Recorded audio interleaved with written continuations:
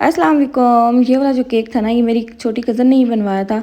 उसे अपनी फ्रेंड को के लिए लेकर जाना था, तो कहती है मुझे बना दे रही बाबा जी। मैंने कहा चलो बना देती हूँ। इस केक में ना हमने 2 लड़कियाँ बनानी थी और इतनी क्यूट सी एंड पे बनी थी। जो सैम्पल पिक्चर थी ना, उसमें फ़ॉन्डेंट के ऊपर ड्राइंग हुई हुई थी पेन से। तो यहाँ पे मैं फ़ॉन्डेंट फुल अप्लाई नहीं कर सकती थी, क्योंकि आप लोगों ने देखा होगा मैंने कभी भी फुल फ़ॉन्डेंट वाला काम नहीं किया। तो वही वाला हिसाब था। तो मैंने सारी ड्राइंग जो थी ना, मैंने उससे की, चॉकलेट ग्लेज जेल से की। लेकिन स्टिल जो था ना, मुझे नीटनेस लग रही थी, जैसे होते हैं ना, एक उसकी ओरिजिनल वाली की थी, बिल्कुल वैसी ही लग रही थी। ऑल्दो ये जो था ना, सर्कल में से थोड़ा सा ख़राब होते होते बस बच गया था। मैंने उसको कवर कर लिया था और काफ़ी इजी थी इसकी ड्राइंग, इसलिए मैंने उसको किया था। मैंने उसको 3-4 सैंपल्स दिखाए थे। मैंने कहा ये सही है, ये वाला करवा लो फिर, क्योंकि वो पहले उससे डिज़ाइन नहीं हो रहा था। और जब मैं दोबारा पूछा था, वो शायद सो गई थी, उसका नेट वगैरह बंद था। तो मैंने फिर अपनी मर्ज़ी, मैंने कहा मैं ये वाला बना रही हूँ। उसने कहा चलो सही है, ये वाला बना देना। और ये जब तक उसका मैसेज आया तब तक मैं बना भी चुकी थी। मैंने कहा बहुत जल्दी रिप्लाई किया। तो उसके बाद ये इसके बाल थे हल्के फुल्के, एक के पीछे जूड़ा था और एक के पीछे जो थी ना, वो पोनी बनी हुई थी। और सिंपल से ड्रेसेस थे, बस यही कुछ था। और एंड पे ना, ये इनके 2 बाजू थे, उनको ना आपस में बस ज्वाइन करना था एक साइड से। और उस तरह बस ये था, सिंपल सा केक था। और उसने कहा था टेक्स्ट वगैरह लिखना है आपने। बाकी ना, पूरा फ्रॉक बनाने के बाद मुझे याद आया कि भाई इसकी तो बाजू भी बनानी थी। मैंने पूरा कवर कर दिया। फिर मैंने ना उसी जो पाइपिंग बैग से लगी हुई है ना, उसी से हल्का सा ना यहाँ से उठा लिया था। तो वो मुझे पता था इतना नज़र कोई नहीं आना, तो इस वजह से मैंने थोड़ा सा जुगाड़ किया। अब यहाँ पे मुझे बाजू कम लग रहा था, तो उसमें भी मैंने वही वाली चीज़ की है। मैंने उसी पाइपिंग बैग से जो है ना, वो उठा के ना, उसको बाजू को भी लंबा किया। तो ये भी आप लोग जहन में रखना कि ऐसे पूरा स्पैचुला मारने की ज़रूरत नहीं होती। जहाँ से कटिंग होती है वहाँ से बस ऐसे थोड़ी बहुत ना अपना दिमाग यूज़ करके हम लोग कोई ना कोई तरकीब निकाल ही लेते हैं सारे। अच्छा, बाकी ना मैं अपने 3 मिल्क केक के अंदर ना एक फ्लेवर ऐड करने की कोशिश कर रही हूँ, स्ट्रॉबेरी वाला। तो वो आज ना मेरी भांजी लाई थी स्ट्रॉबेरीज, अम्मी के साथ जाके लेने माल्टे गई थी, साथ स्ट्रॉबेरीज भी उठा ली। मुझे ना बस वो चढ़ गई। मैंने कहा आज बना रही हूँ तो फिर मैं इसको स्ट्रॉबेरी ज़रूर ऐड करूँगी।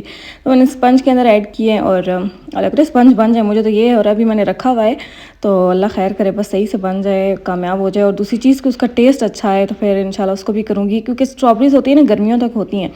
तो अगर चल गया तो फिर इंशाल्लाह ये है कि उसका पूरा वो पेस्ट बना के रख दूँगी फ्रीज़र में, क्या पता पूरा साल चल ही जाए। तो अगर ना हुआ तो फिर देख लेंगे, क्योंकि अभी तक मैंने खुद भी टेस्ट नहीं किया कि कैसा लगेगा कैसा नहीं लगेगा। तो मैंने कहा अगर कर ही रहे हैं तो कुछ न्यू ही ट्राई कर लें। क्या वो बंदा एक ही चीज़ पे चलता रहे जैसे सारे चल रहे होते हैं, तो कुछ डिफरेंट भी ट्राई करना चाहिए। वैसे बेकर्स के हाथ पे कोई चीज़ चढ़ जाए ना गलती से, तो वो उसको पता नहीं क्या मलीदा बना देता है पूरा। तो मेरा भी वही वाला हिसाब था। मैंने कहा अब एक चीज़ बना ही रही हूँ तो इसके अंदर ये भी डाल के चेक कर लेती हूँ। मैंने शुरू से मेरे यही वाली आते हैं, शुरू से ही मैं ये काम करती हूँ कि 2-3 चीज़ों को ना मिक्स करके कुछ बना दिया, कुछ नया क्रिएट कर लिया। तो अभी मेरा वही दिल कर रहा था कि मैं इसको बना के देख लेती हूँ, क्या पता अच्छा बन ही जाए। बाकी इंशाल्लाह ना, वो जब बनाते वक्त मैंने आज ऑर्डर्स वगैरह नहीं थे ना, तो मैंने वही वाला बनाया था। तो मेरे साथ ना वनीला केक की सारी रेसिपी वगैरह भी मैंने रिकॉर्ड की है। तो है तो वही वनीला, जो विक्टोरियन स्पंज नहीं है नादिया तनवीर का, लेकिन मैंने थोड़ा डिटेलिंग में बताया है कि थोड़ी टिप्स वगैरह बताई हैं, जो उन्होंने इतनी ज़्यादा नहीं बताई थी। उन्होंने सिर्फ मेजरमेंट्स वगैरह बताई थी। तो मैंने कहा चलो थोड़ा सा डिटेल में बता दूंगी कि क्या होना चाहिए क्या नहीं होना चाहिए। जो चीज़ मैं फेस करती थी वो सारा कुछ आप लोगों को बताऊं। इंशाल्लाह कोशिश करूंगी कि हर चीज़ गाइड कर लूँ, क्योंकि फर्स्ट स्पंज में ना आप लोगों की एग्जैक्ट मेजरमेंट हो ना हो फ़र्क नहीं पड़ता। आप लोगों का जो है ना केक, वो अच्छे से बन जाता है। लेकिन वनीला केक में अगर छोटी सी भी मिस्टेक हो जाए ना, तो पूरी जो रेसिपी है वो फ्लॉप हो जाती है। अब रेसिपी हर बंदे की सही होती है, हमारा जो बनाने का तरीका होता है ना, वो गलत होता है।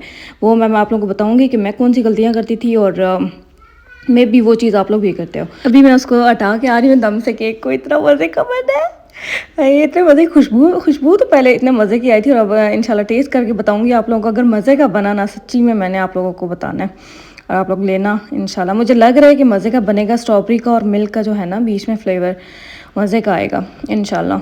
मतलब मैं तो ना ऐसे साईं बंदे नहीं होते, जैसे कुछ भी दे दो अच्छा लगता है। लेकिन अब जब से इस फील्ड में आई हूँ ना, थोड़ी बहुत मैं चूज़ी हो गई हूँ। मैं इतनी जल्दी नहीं होती, हर चीज़ पसंद नहीं आती है। तो अपना तो पसंद आ रहा है। खुशबू पहली चीज़ होती है कि अगर अच्छी आ रही तो इसका मतलब है कि डिश भी अच्छी बनी है। तो वो बिल्कुल स्ट्रॉबेरी का जो स्ट्रॉन्ग फ्लेवर आता है वो आ रहा था। बाकी ना, ये वाले जो केक्स हैं, इनके बारे में मुझे फ़िलहाल कुछ भी याद नहीं है कि ये किसने बनवाया था, किसके लिए बनवाया था, कुछ भी याद नहीं, क्योंकि बहुत ज़्यादा पुराने केक्स हैं। इतने भी पुराने नहीं, 1 हफ़्ता पहले के। मुझे कल की बातें नहीं याद रहती, तो 1 हफ़्ता पुरानी कहाँ से याद रहेंगी। लेकिन एक ये याद है कि मैंने इसका ना छत पे जाके फ़ोटोग्राफी की थी, तो अच्छी आई थी।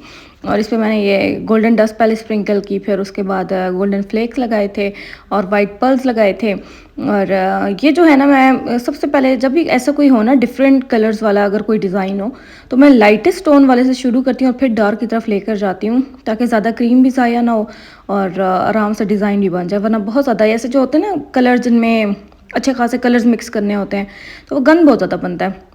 जैसे अब इसमें ना सबसे पहले ये लाइट ब्राउन कलर था, तो उसका मैंने रोजेस बनाए, उसके बाद मैंने ब्लू कलर के बनाए उसी क्रीम के अंदर, और फिर उसी क्रीम के अंदर मैंने ये मैरूनिश टेप शेड भी बनाया था।